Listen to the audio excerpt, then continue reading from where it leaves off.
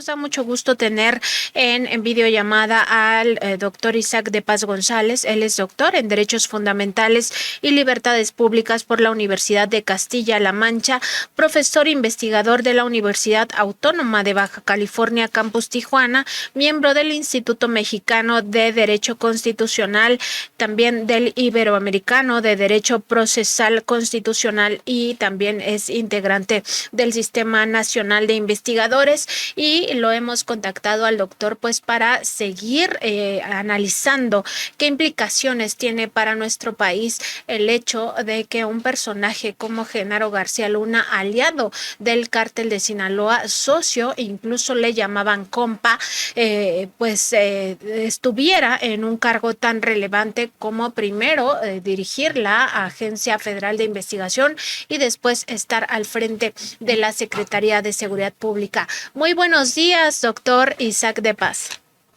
Muy buenos días, estimada Nancy, muy buenos días a toda la audiencia de Contralínea. Y pues aquí estamos listos para analizar este complejo y muy grave situación que todavía tiene sus consecuencias. Y justo, doctor, pues preguntarle desde el punto de vista jurídico, pues cómo se puede explicar un fenómeno de esta naturaleza.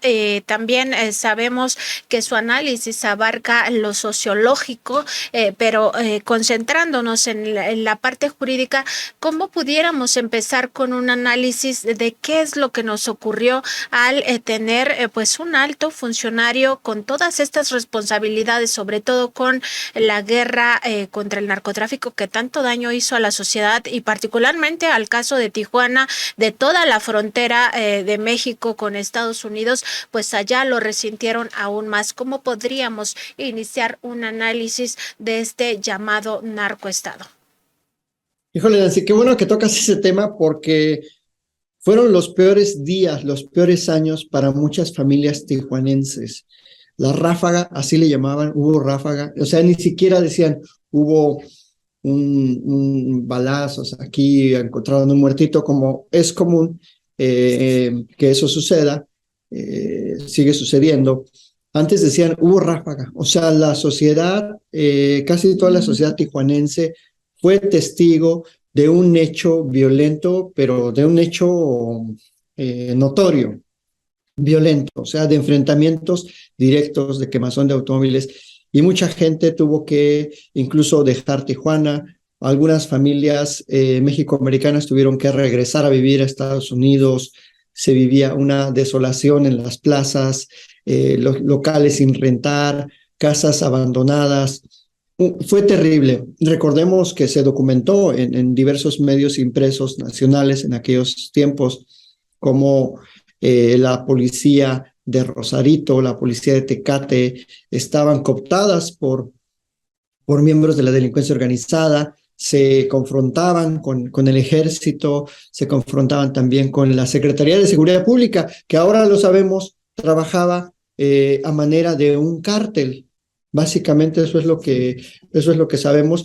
Y volviendo a la pregunta político-jurídica inicial, ¿cómo pudimos llegar a eso? Bueno, fue una decisión política y jurídica de Felipe Calderón Hinojosa y su equipo de trabajo, Nancy, audiencia de Contralínea. Recordemos que en el engranaje de la Administración Pública Federal, las agencias no se mandan solas, las secretarías no se mandan solas, y siempre hay ciertos niveles de coordinación. O sea, ahora eso de que nadie lo vio, nadie se dio cuenta, Gil Suarte incluso dice que él no supo nada, que eran rumores, pues es que no eran rumores, eran hechos documentados, eran situaciones notorias que muchos testigos ya habían mencionado, que aparecían recurrentemente en medios nacionales, que llegaron a las más altas esferas de la administración a través de los testimonios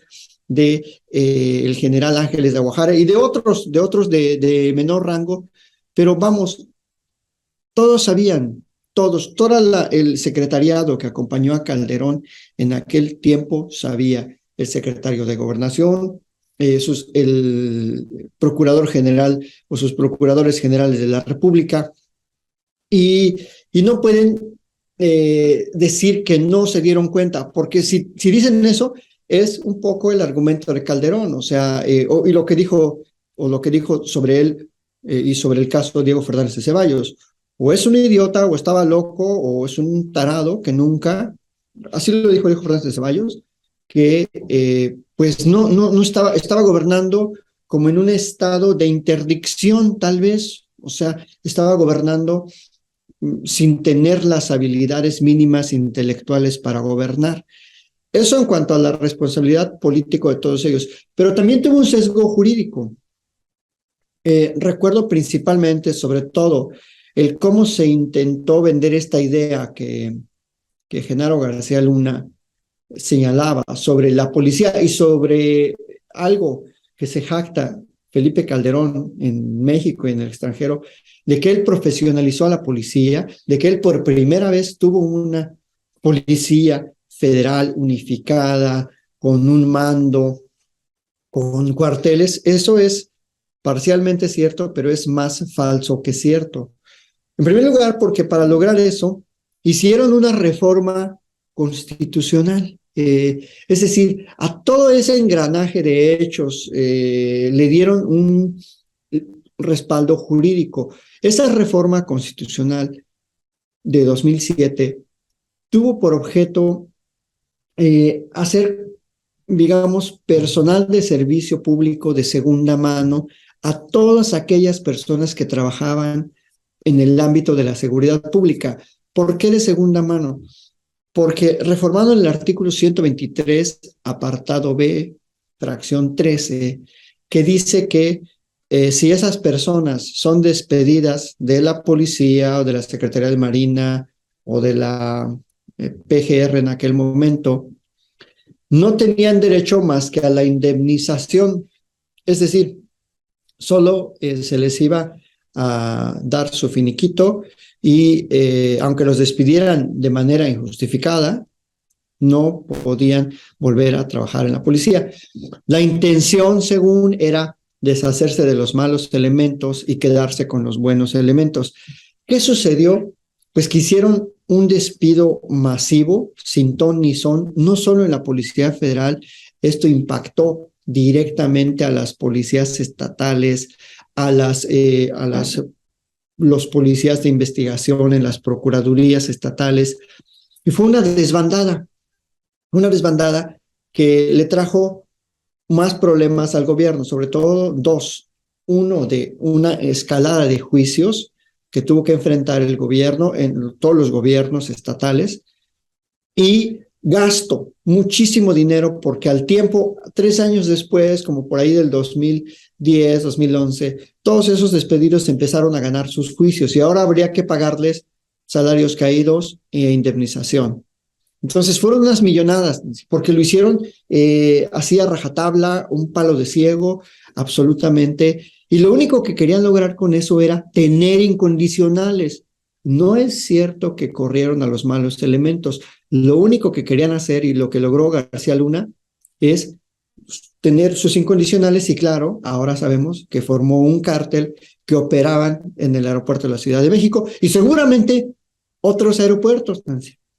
Seguramente el aeropuerto de Durango, seguramente el aeropuerto de San Luis Potosí. ¿Por qué? Pues porque es la Policía Federal la que presta esos servicios de respaldo de seguridad en todos los aeropuertos locales, que son chiquitos, pero tú imagínate, pensemos en el aeropuerto de Colima, que es un aeropuerto que está en la zona del Pacífico, en el aeropuerto de Cancún. Es decir, todos los puntos nodales para que sabemos están conectados con las rutas de trasiego de estupefacientes de Sudamérica y de Centroamérica hacia México.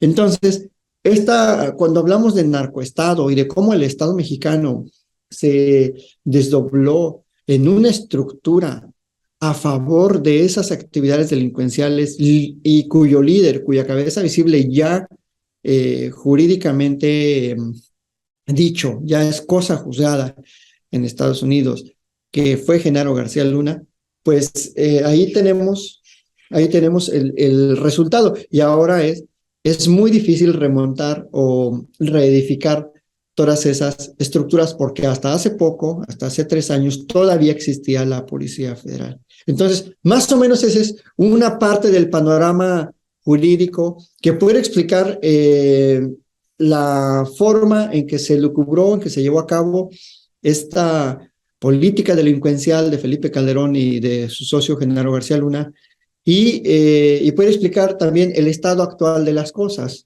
Es decir, puede explicar que no va a ser tan sencillo en lo que va de este gobierno, que son 4 años y fracción, poder desdoblar otra vez a esas estructuras criminales y reorientar la política criminal, como no lo está haciendo, ¿verdad? Entonces, ese es mi planteamiento general, Nancy.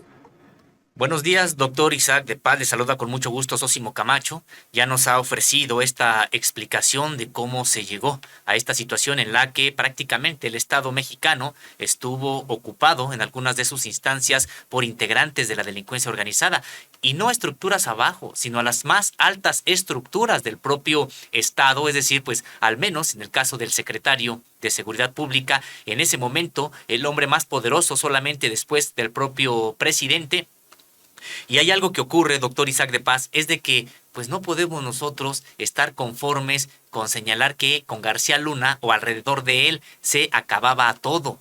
Para que Genaro García Luna pudiera operar, como usted nos lo ha estado señalando, todo esto que ocurrió, no solamente en el Aeropuerto Internacional de la Ciudad de México, sino en otros aeropuertos, en las ciudades, lo que usted ya comentaba incluso al principio de esta primera intervención, pues tuvo que contar con una protección, una red mucho más amplia que no fuera la de su propio círculo, y que podemos decir, o Felipe Calderón, como usted bien ha dicho, y recordando lo que ha dicho el correligionario de Felipe Calderón, en el caso de Diego Fernández Ceballos, pues cómo estaba gobernando en la ignorancia absoluta. Él lo llamó incluso idiota, como para no haberse enterado, o realmente él estaba entonces implicado. Le digo esto, doctor, porque quiero preguntarle a usted como especialista en el derecho, precisamente como abogado, ¿qué hacemos con esto? ¿Qué hacemos con saber que durante el sexenio de Felipe Calderón, México prácticamente tenía al cártel de Sinaloa gobernando? ¿Cerramos los ojos? ¿Decimos que mejor vemos hacia adelante? ¿O tendríamos entonces que generar las investigaciones correspondientes para llevar a todos aquellos involucrados en esta situación ante las autoridades? Entiendo que es una situación complicada, porque el maxiproceso aquí quedaría chiquito. Aquí realmente, si es que nosotros queremos llevar a los involucrados, pues estaríamos hablando desde los propios titulares del Poder Ejecutivo y una serie de funcionarios que le dieron protección, que hicieron posible esto, y no solamente de las instancias de seguridad pública, sino estamos hablando también de otras secretarías, aquellas militares, la Defensa Nacional, la de Marina, y por supuesto otras instancias, otras secretarías que también cerraron los ojos ante lo que estaba ocurriendo de manera marcada, solamente por mencionar a la Secretaría de la Función Pública. ¿Qué hacemos con esto? ¿Decimos que ya borrón y cuenta nueva, o es posible generar precisamente justicia desde el Estado mexicano para acabar con lo que fue prácticamente Estado que fue capturado, o este Estado dentro del Estado mexicano? Bueno, jurídicamente se tiene que investigar porque existen normas penales, normas jurídicas que obligan a toda aquella persona que conozca un delito, tiene que hacer esa denuncia. Estos son hechos conocidos, pero quienes tienen la información, quienes tienen la capacidad de desplegar todas las actividades de investigación, recabar datos de investigación, son las agencias gubernamentales. Y no hay ningún impedimento, desde mi punto de vista, para que la Fiscalía ya estuviera generando datos de investigación para luego llevarlos con los jueces penales y determinar qué conductas, qué hechos son susceptibles de ser castigados por la vía penal. Esa razón es muy sencilla, porque existe el principio que el Estado debe perseguir los delitos, y además existe el derecho humano a saber la verdad, a saber qué pasó, sobre todo en contextos en donde hubo una serie de conflictos entre gobierno y sociedad y grupos de la delincuencia organizada. Y menciono este punto porque recordemos también que una de las políticas de seguridad calderonista fue la elaboración de los operativos conjuntos. Los operativos conjuntos, precisamente como su nombre lo menciona, eran despliegues de la fuerza pública desde el nivel militar, de seguridad estatal y municipal, supuestamente para ir a combatir frontalmente, para atacar de manera directa a células o a grandes grupos de la delincuencia organizada. ¿Qué generó todo ello? Pues un caos, porque no se sabía bien a dónde los iban a atacar, dónde se iban a encontrar con ellos, no se habían establecido objetivos prioritarios, no había una inteligencia de seguridad detrás de ello, eran palos de ciego y sobre todo ahora lo sabemos orientados a favorecer a un grupo y a desfavorecer a otros grupos de la delincuencia organizada. Ante todo ese despliegue que fue además nacional, hubo el operativo conjunto Chihuahua, el operativo conjunto Michoacán, el operativo conjunto Sonora, etcétera. En cada estado hacían ese tipo de operativos en el que participaban muchas agencias, como bien lo dices. Bueno, incluso hasta participaban en esos operativos de García Luna el Instituto Mexicano de la Propiedad Intelectual, porque según hubo un tiempo en que hasta las transnacionales están involucradas, porque ellas pedían que la Secretaría de Seguridad confiscara, sometiera a investigación penal a todos aquellos supuestamente contrabandistas de sus marcas de ropas, marca de famosas de ropa, marcas sobre todo de Estados Unidos, y había mucha presión para que los pequeños vendedores de puestecitos en mercados, de allá de municipios alejados que venden que tienden su ropa ahí en puestos o en localitos que supuestamente venden marcas, como le llaman, marcas fakes o marcas de segunda, para que la policía fuera y confiscara todo eso. Entonces se hacían cateos totalmente ilegales, se rompían puertas de locales, se llegaba a mercados a destruir todo, levantaban todos los puestos, y eso muchos lo atestiguamos, lo vivimos, y todo eso se tiene que investigar, porque muchos de esos delitos, desde mi punto de vista, no han prescrito,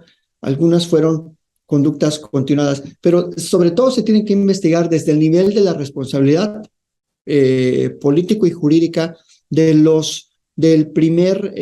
la primera plana de los funcionarios calderonistas, porque con esos testimonios que aportaron en Estados Unidos, todos estos testigos o colaboradores en el juicio de García Luna, se podrían retomar como elementos documentales para que se abrieran esas investigaciones y ver aquí qué pasó, y no solo establecer esa responsabilidad de los mandos, sino también de otros operadores, como ya dijimos, que incluso de carácter privado. El grupo Eulen, por ejemplo, que fue el que prestaba sus servicios de seguridad en esa época en el aeropuerto de la Ciudad de México, y a quien se atribuye de alguna manera la pasividad en la revisión, en las cargas o en los momentos en que en el aeropuerto de la Ciudad de México se tuvo conocimiento, se tuvo noticia de que ahí bajaban constantemente droga o dinero.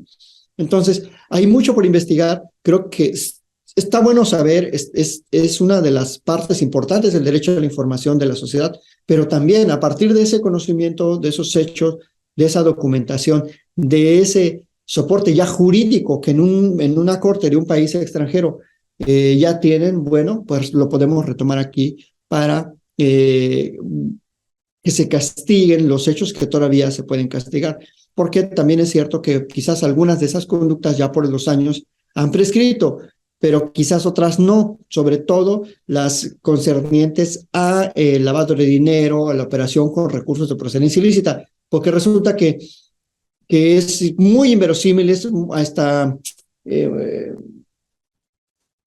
vulgar decir que ofensivo, que con préstamos, como dijo la esposa de García Luna, con préstamos, con hipotecas, con financiamientos de bancos, se compraron todas esas propiedades que tienen en Miami, los yates, los departamentos, y es absurdo. Y muchas otras personas en México se hicieron por lo menos millonarias, no multimillonarias como él, pero sí millonarias. Entonces, por ahí creo que se puede empezar. No sé si haya investigaciones, espero que sí las haya, porque pues si no vamos a quedar nada más discutiéndolo en el nivel periodístico, en el nivel de divulgación, pero no vamos a dar ese gran paso que se requiere para fortalecer jurídicamente las instituciones y evitar, sobre todo evitar que se vuelva a repetir. Entonces, ese es lo que yo propongo. Doctor, y también en este mismo análisis, pues no sé si cabría recordar que parte de esta estrategia, que ahora sabemos fue una estrategia totalmente criminal del lado del beneficio para el cártel de Sinaloa, pero esta política de la guerra contra el narcotráfico, pues en realidad fue inconstitucional, no tenía, digamos, cabida, estaba al margen de la constitución política de los Estados Unidos mexicanos. Y por otra parte también estaría la arista de la violación grave a derechos humanos, que en algunos casos constituye pues violaciones al derecho penal internacional. También no olvidar que existe esta demanda colectiva en la Corte Penal Internacional contra el expresidente Felipe Calderón, pero también contra Genaro García Luna, incluso contra el entonces líder del cártel de Sinaloa, Joaquín Guzmán Loera. En ese contexto, que se pudiera, digamos, también revisar esta parte en términos jurídicos. Sí, Nancy, precisamente aludí a los operativos conjuntos que fueron el despliegue permanente de acciones gubernamentales, porque en esos operativos conjuntos ya es incluso en uno de ellos, por ejemplo, cosa juzgada internacional, que México violó sistemáticamente los derechos humanos de víctimas que fueron sujetas a desaparición forzada. Estoy hablando del caso Alvarado y otros versus México, una familia de Chihuahua que pues a dos integrantes de esa familia fueron desaparecidos de manera forzada por miembros del ejército. Y eso ya se llevó a cabo un procedimiento ante la Comisión y la Corte Interamericana, ya es cosa juzgada. Y ahí la Corte Interamericana obligó a México a investigar, a encontrar a los culpables y a sancionarlos. Pero ese operativo es solo una muestra, y ese asunto, esa sentencia, es una muestra, una micromuestra de todo lo que sucedió en México. Y de alguna manera someten a juicio la política calderonista y precisamente llegan a la conclusión que tú más o menos ya mencionaste, que no había las condiciones legales ni constitucionales para que el ejército actuara en aquel momento con ese despliegue tan notorio del uso de la fuerza, ni mucho menos se establecía la proporcionalidad en el uso de la fuerza, porque es verdad que el Estado tiene esta capacidad de responder, de usar las armas y de incluso privar de la vida cuando se encuentran en peligro bienes jurídicos del mismo valor.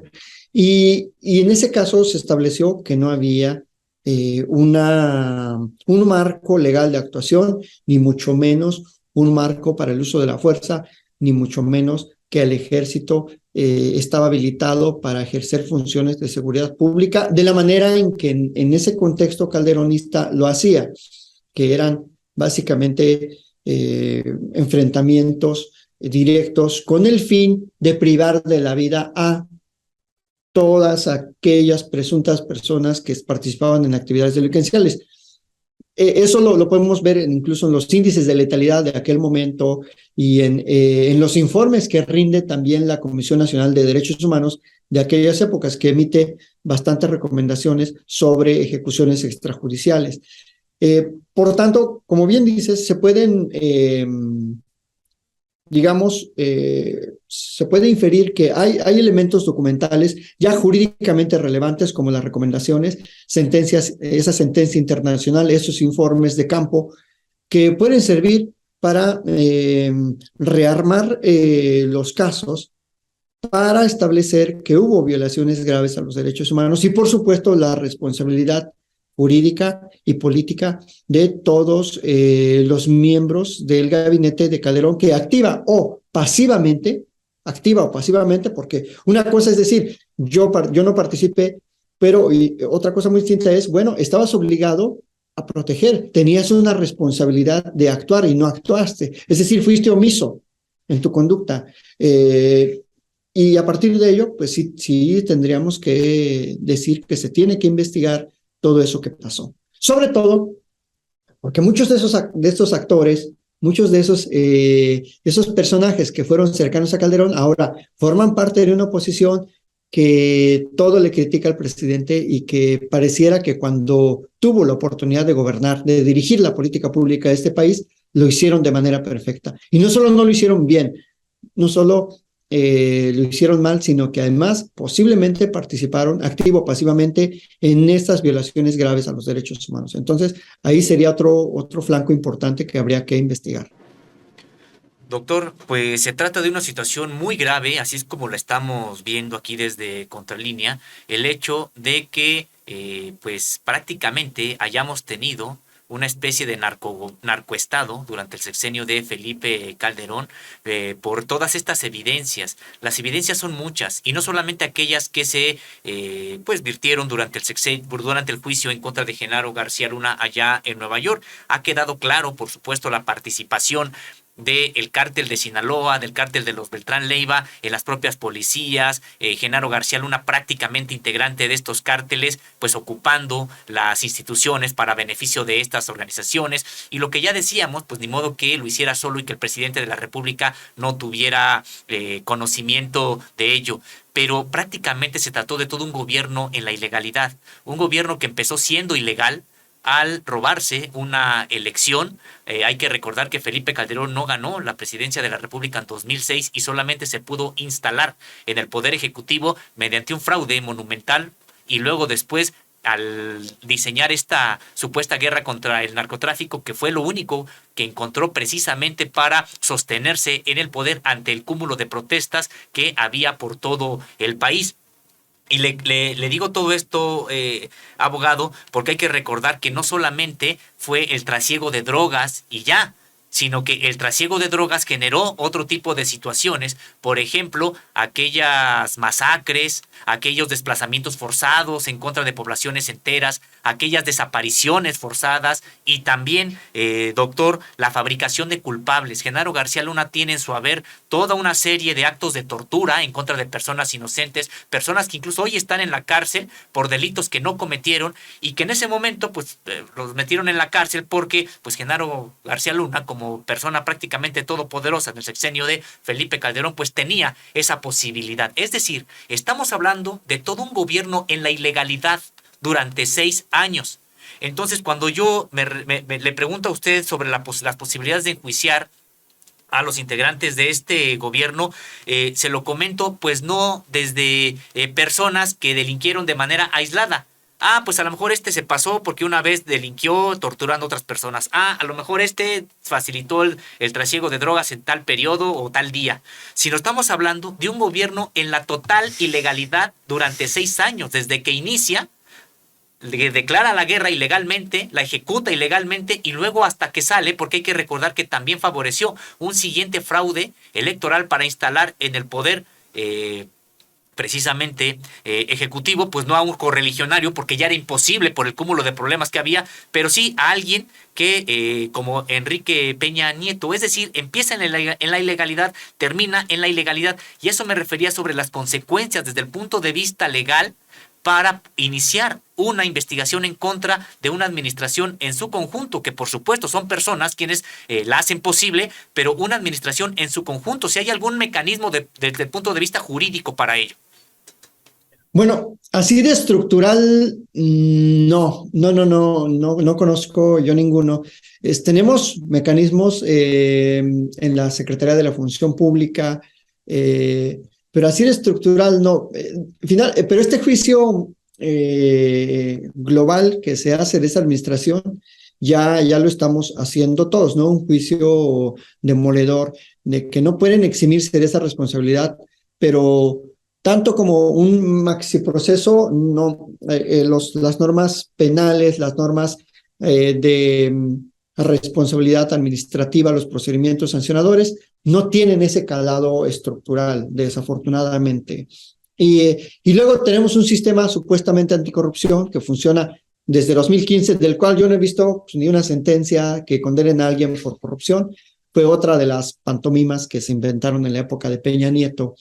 Incluso hay tribunales anticorrupción, hay fiscalías anticorrupción, pero pues no hay culpables anticorrupción ni hay sentencias por delitos contra la buena administración pública. Es decir, también esta parte de la estructura jurídico-política en el Estado mexicano favorece mucho que se hagan instituciones a modo y que no se fortalezcan las instituciones que ya tenemos. Y eso también es una herencia de Felipe Calderón y de Genaro García Luna en la FGR, en la actual Fiscalía General de la República, porque desde esa época se acostumbró a trabajar en la Fiscalía con elementos meramente indiciarios de rumores y de supuestamente testigos protegidos para inculpar a personas que ellos querían inculpar de alguna manera o de otra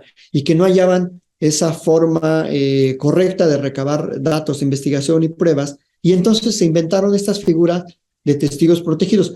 Hubo un testigo protegido, por ejemplo, un tal Geraldine, que pues ese había estado en todas las fiestas de narcos de todo el país, se había sentado con todos los narcos, había visto todos, había visto a todas las personas que fueron inculpadas en aquella época, y lo usaron como en 200 averiguaciones previas, y al final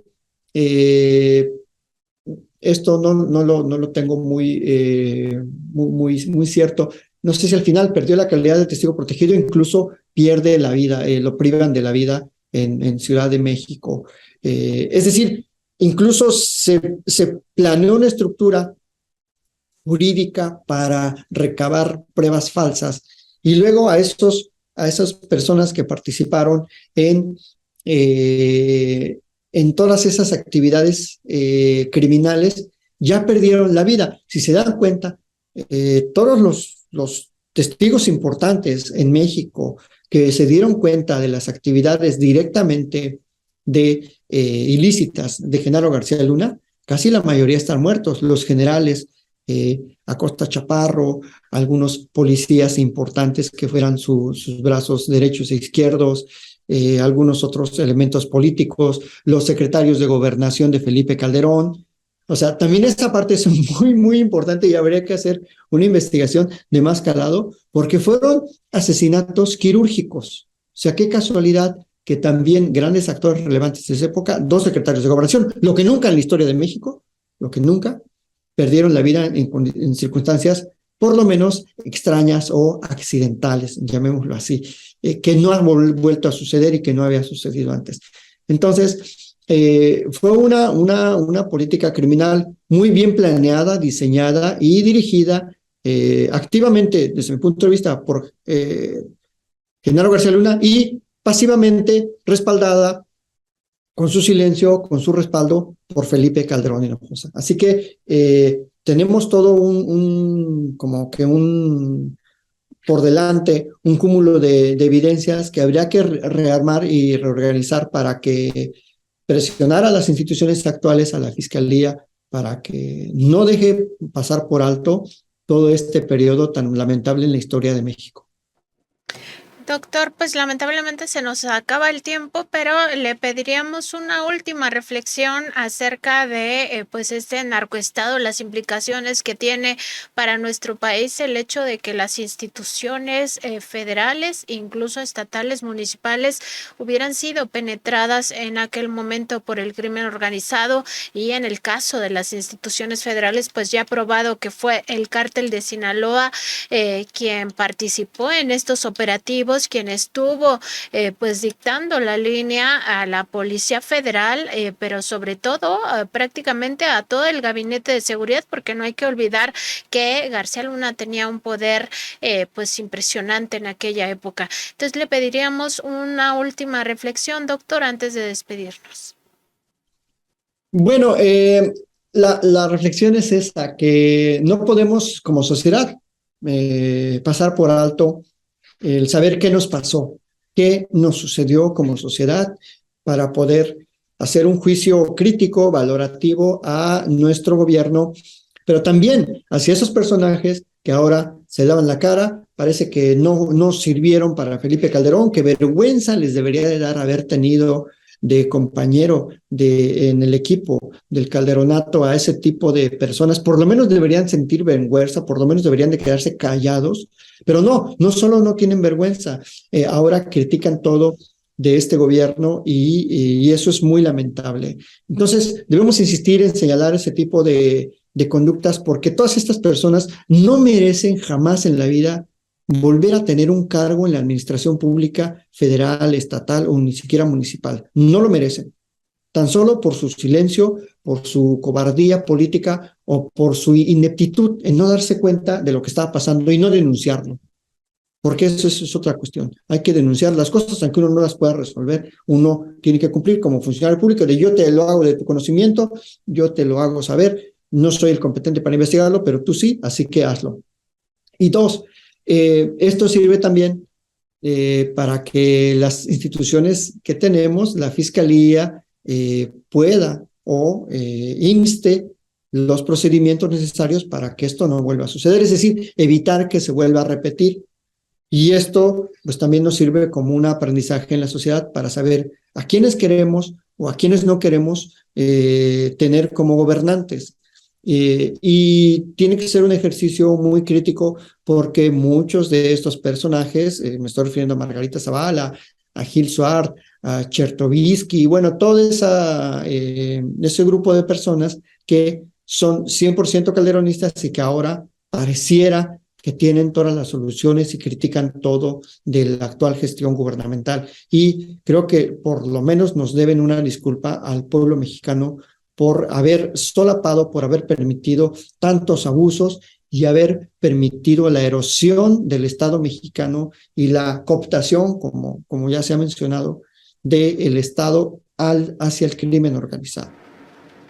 Esa sería mi Sí. reflexión y les agradezco muchísimo, como Sin siempre. duda, doctor, serían cómplices por acción u omisión y pues nos quedamos con esta idea que nos plantea de que como sociedad necesitamos seguir reflexionando acerca de lo que nos pasó, entenderlo y sobre todo procurar que no se repita con nuestras propias decisiones. Ahí está el voto de castigo. No hay que olvidar que este también es un mecanismo para generar en alguna medida justicia para todas las víctimas, sobre todo. Le agradecemos mucho, doctor Isaac de Paz González, pues estos minutos, estas reflexiones que nos ha dado y por supuesto mantenemos el contacto para futuras entrevistas, seguir pues ampliando esta visión, sobre todo de este narcoestado. Muchas gracias, doctor. Muy buenos días. Buen día. Gracias, doctor Isaac de Paz. Pues unas reflexiones pues importantes, por supuesto, que abonan a la discusión que tenemos el día de hoy, Nancy Flores, y que tiene que ver con, pues, ¿qué hacemos con este narcoestado que quedó comprobado existió durante el sexenio de Felipe Calderón? Sí, y también pues recordar todo lo que implicaba el hecho de que Genaro García Luna estuviera al frente de esta política pública. Vamos a recuperar algunos fragmentos de pues tanto Genaro García Luna como de Facundo Rosas, pues justamente hablando de qué significaba en aquel momento. Bueno, ellos estaban rindiendo el 1 de septiembre de 2010 el cuarto informe de gobierno del del entonces presidente Felipe Calderón, y en un primer corte vamos a ver a Facundo Rosas hablando de la Policía Federal, de las labores que cumplía la Policía Federal en aquellos años terribles. Vendría todavía lo peor hacia 2011, 2012, pero ya en 2010 se resentía aquella masacre masiva de la sociedad. Y él habla pues también de cómo la Policía Federal estaba pues ya cooptada por el crimen organizado. Vamos a recuperar estas palabras de quien fuera también uno de los más cercanos colaboradores de Genaro García Luna y quien está pues también en problemas con la justicia mexicana. La Policía Federal realiza sus labores conforme al nuevo modelo de policía, el cual se basa en el ciclo de inteligencia, que consta de 4 etapas básicas: la captación de información, la planeación, el análisis y la explotación. Para llevar a cabo estas labores, la Policía Federal cuenta con la siguiente infraestructura. De manera particular destacan 3 instalaciones. La primera de ellas es el Centro de Mando de la Policía Federal, ubicado en la delegación Iztapalapa, que es donde tienen su asiento las áreas de Policía Uniformada, Fuerzas Federales y Seguridad Regional. En este centro de mando contamos también con un hangar con capacidad logística de aeronaves, tenemos centros de entrenamiento para diversas armas y también para cuestiones de acciones antiterroristas. La segunda instalación en orden de importancia es el Centro de Inteligencia de la Policía Federal.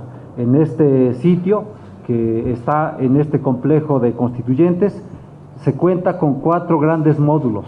El primero, seguridad; el segundo, operaciones; el tercero, alertas nacionales; y el cuarto, instalaciones estratégicas. El primero, como ya les comenté, el centro de mando es el músculo de la Policía Federal, y el centro de inteligencia es el cerebro, donde se lleva a cabo todo el proceso de análisis, de integración de información para generar productos de inteligencia. Hay un tercer inmueble, una tercera instalación que es para la Policía Federal muy relevante. Me refiero al centro de mando ubicado en Ciudad Juárez, Chihuahua. Esta instalación alberga en la actualidad 2.400 elementos uniformados y 250 elementos de inteligencia. Esta instalación cuenta también con capacidades para procesar información y para responder en términos de reacción ante eventos delictivos. Ahora pasamos al estado de fuerza. Al día de hoy, la Policía Federal tiene en sus registros 35.386 elementos. A estos habría que ponderar los 3.200 que el pasado día lunes se anunciaron que causaron baja por no haber cubierto sus obligaciones policiales, no se ajustaron a los esquemas de operación. También aquí se encuentran incluidos los 1.020 a los cuales se les inició un procedimiento por no haber aprobado los exámenes de control de confianza. También se encuentran en este mismo número los 465 a los cuales se les está dando una atención en la parte administrativa y en la parte de posible violación a algún ordenamiento legal. Es decir, a este número de 35.386 habría que ponderar esta cifra. Pues ahí escuchamos a Facundo Rosas este 1 de septiembre de 2010 en este informe que por su parte rindió, en este caso el equipo de Genaro García Luna, y que ya aquí Facundo Rosas se refería a este hecho que nos recordó el doctor Isaac de Paz hace un momento, de cómo se despidió incluso de manera, pues sí, incluso masiva a policías integrantes de la Policía Federal Preventiva, y aquí nos dice que por un asunto de que no hayan aprobado confianza, precisamente los exámenes de confianza, pues en realidad era a quienes probablemente no aceptaban trabajar bajo las condiciones de servir a un cártel o a otro, en el sentido de que eso fue lo que ocurrió durante este sexenio de Felipe Calderón. Y pues vemos a Facundo Rosas dando estas cifras alegres de 35,000 policías federales, una corporación que terminaría totalmente podrida, totalmente al servicio de la delincuencia organizada, y hay que recordar que precisamente por eso fue necesaria su desaparición durante el sexenio ya actual, y lo que señaló el propio titular del Poder Ejecutivo Federal fue que aquellos mandos que hubieran trabajado de manera cercana con Genaro García Luna pues no tenían cabida ya en la nueva institución y ni en ninguna otra área del actual gobierno, por todas estas evidencias de que Genaro García Luna pues estaba coludido con el narcotráfico. Vamos a ver ahora este segundo video al propio Genaro García Luna donde pues hace también esta suerte de exaltación de la policía y donde él incluso señala cómo hay delincuentes que luego se instalan en las propias estructuras policíacas, y esto nos recuerda incluso a este tema que les presentamos hace algunos días, este libro de Genaro García Luna, en el que, bueno, pues él parece que se describe a sí mismo diciendo qué ventajas pueden tener aquellos delincuentes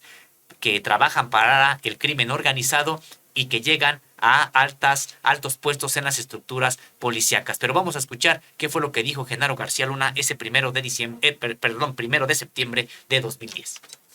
El paradigma que siempre se ha querido fijar de que es mejor o peor tener un delincuente en la policía, ¿no? Ha habido opiniones donde dicen, oiga, pues no los corra, mejor ahí ténganlos y administrenlos. Esa perspectiva para el país fue muy mala, porque genera una corrupción, un cáncer interno. Y segundo, es un delincuente infiltrado en la policía. El señor no es policía. El que es policía, su perspectiva, su visión está en favor del país, de la comunidad. Es un delincuente infiltrado en la policía. Y eso implica que más ventaja está que esté fuera que esté dentro de la corporación. En ese sentido, el esfuerzo sistemático, permanente, va a ser así. Esto es un tema, vamos, que implica una visión mecánica, sistemática de mucho tiempo. Y eso pasa en todo el mundo. Si ustedes verifican el tamaño, la estructura que tiene hoy el FBI en los asuntos internos, verán el aparato que tienen para esto.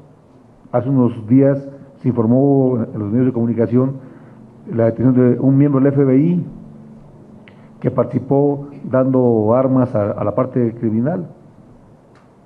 Y el FBI sigue vigente, sigue operando. Y no hubo la perspectiva esta que se quiere fijar de que el FBI es corrupto. No, fue esa persona que hizo la corrupción. Una tentación que hay en esta lógica es que quieren fijarle a la institución, y no, es las personas. Y tenemos que identificar a las personas, señalarlas y en consecuencia actuar. Es un tema clave que es para el país, y ahí aprovecho el comentario, es que es muy complicado crear instituciones y es muy fácil denostarlas. Es muy fácil crear una perspectiva generalizada de las cosas. Hay una tendencia, una inercia donde se quiere hacer eso. Y eso está vinculado con la parte delictiva o criminal, porque es la inercia que se ha buscado fijar siempre para buscar acotar una evolución institucional de las cosas. Hay que perder el miedo, hay que enfrentar ese tema. Y por supuesto, eso implica un esquema sistemático, permanente de depuración, lo que tenga que ser, pero una perspectiva positiva. Tenemos que estar todos felices de que se corrieron a la gente que no cumple el perfil. O debo precisar un tema que es clave. La gente que fue destituida o que está sujeta a remoción, ya como explicaba el comisionado, son todos los campos que ya señalábamos. Algunos son por faltas administrativas, otros por disciplina. No todos tienen que ver que sean delincuentes o que tengan un perfil delictivo.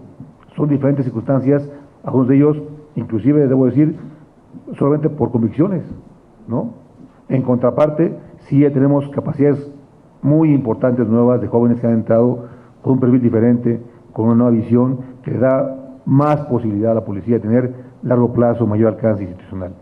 Esa es la lógica con la que se plantea el esquema, y no fue súbito ni fue un tema, sino que obedece a un marco normativo que nos tenía sujetos a esperar a que estuviera publicado el nuevo reglamento de la Policía Federal. Hablaba Genaro García Luna de que pues no se puede culpar a toda una institución cuando hay algún funcionario que ha incurrido en crimen organizado. El problema del gobierno calderonista es que no fue una sola persona, fue toda la estructura que estaba podrida, empezando por el propio criminal que estuvo al frente de este país, que fue Felipe Calderón Hinojosa, y continuando con su mano derecha, Genaro García Luna, y de ahí para abajo. No hay que olvidar que se presentó en este juicio en Estados Unidos el cártel de Genaro García Luna, esta estructura criminal de funcionarios de primer nivel enquistados en la Secretaría de Seguridad Pública y que venían desde antes. Y luego hay otra parte que habría que destacar, dice, se ha corrido a quienes no cumplían con el perfil, pues no lo corrieron a él, es decir, esto fue selectivo. ¿Qué criminales quedaban dentro y qué criminales quedaban fuera, a quienes respondían los que salieron en todo caso de que hubieran sido parte del crimen organizado o si no lo eran, pues por no prestarse a este juego que se llevó a cabo.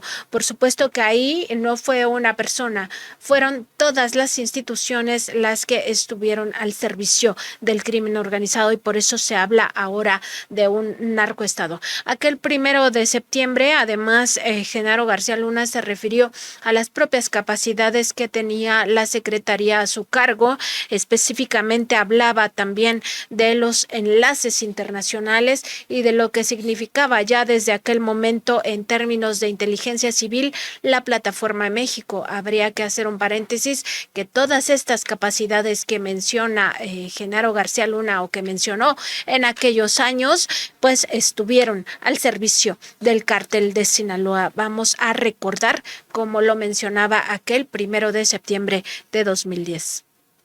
Algo que hemos trabajado mucho y hay un esfuerzo permanente es crear nuevas y mejores capacidades de enlace internacional.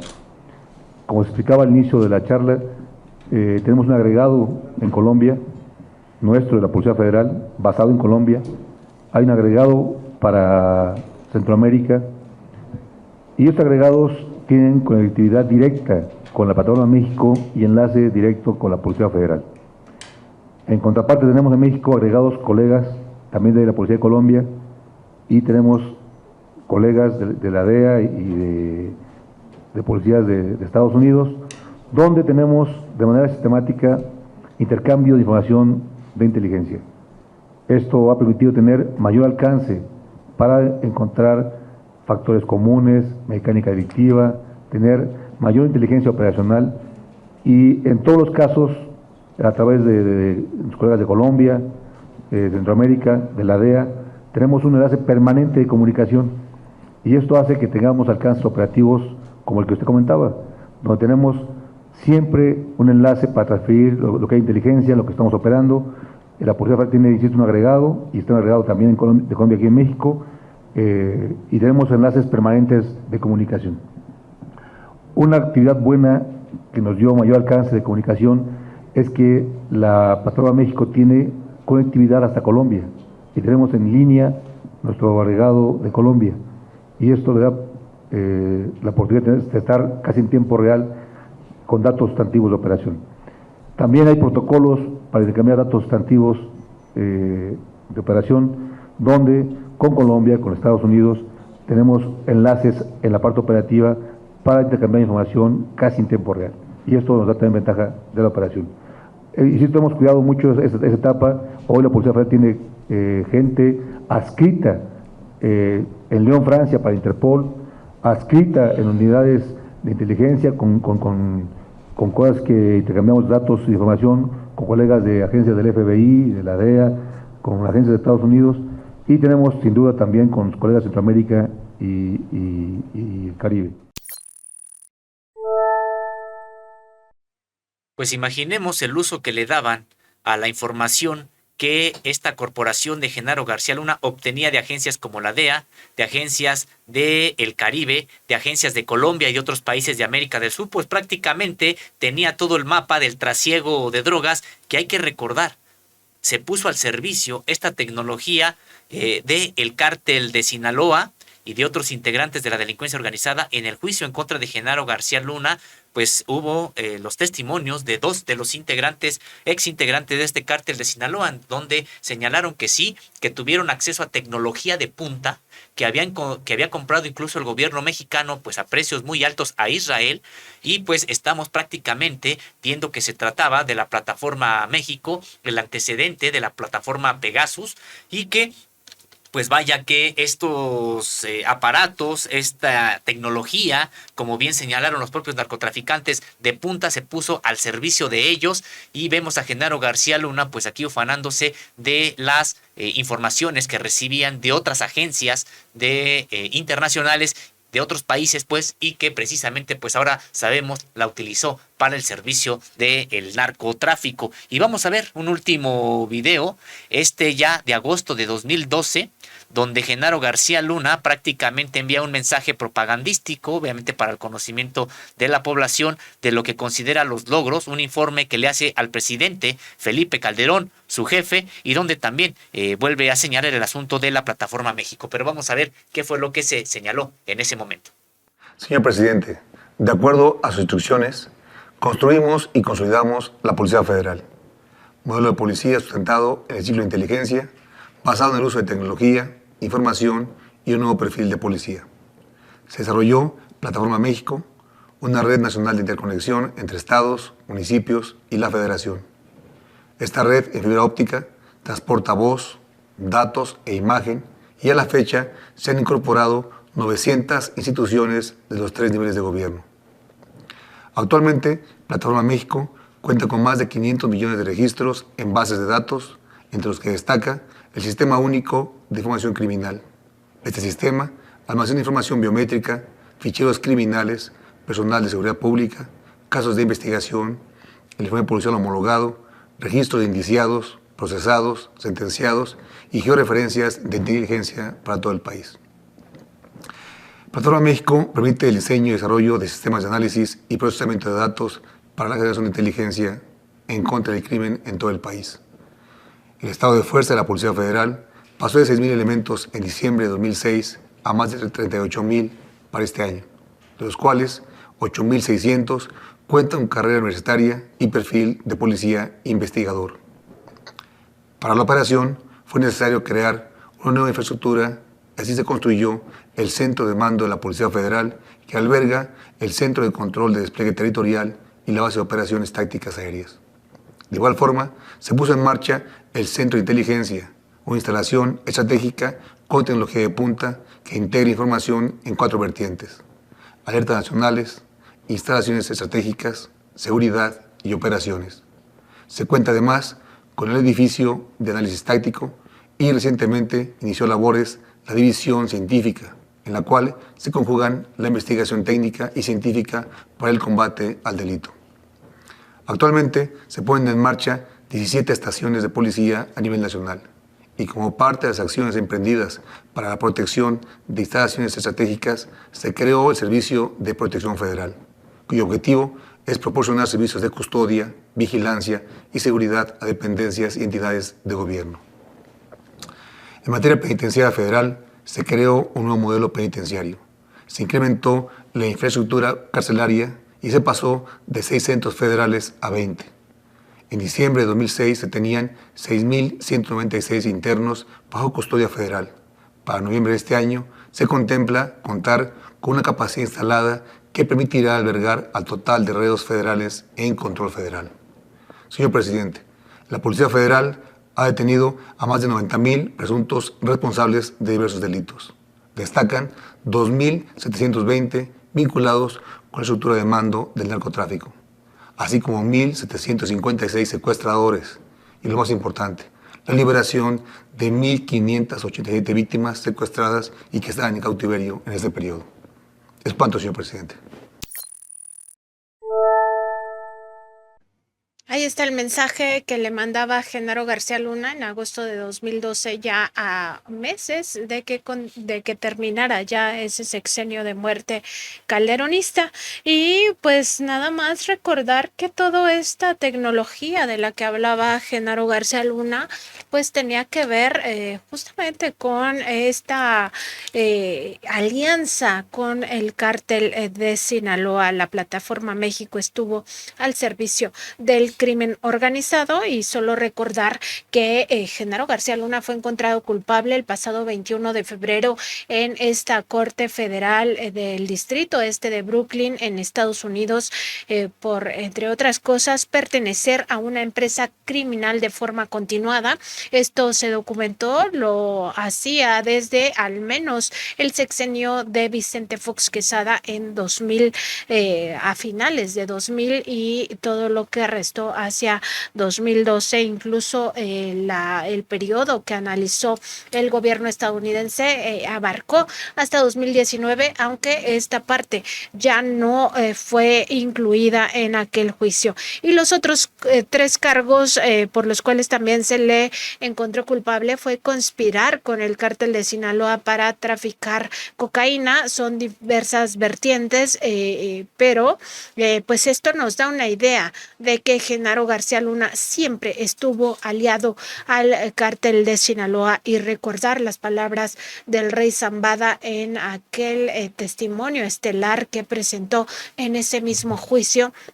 Decía el rey Zambada que el aeropuerto internacional de la Ciudad de México estaba al servicio del cártel de Sinaloa, que la propia Policía Federal, los integrantes de la Policía Federal, descargaban los aviones que venían con cocaína de Centroamérica y también de Colombia, que son justamente estos enlaces internacionales de los que hablaba Genaro García Luna. Estos vuelos aterrizaban en los en el hangar que tenía la Policía Federal.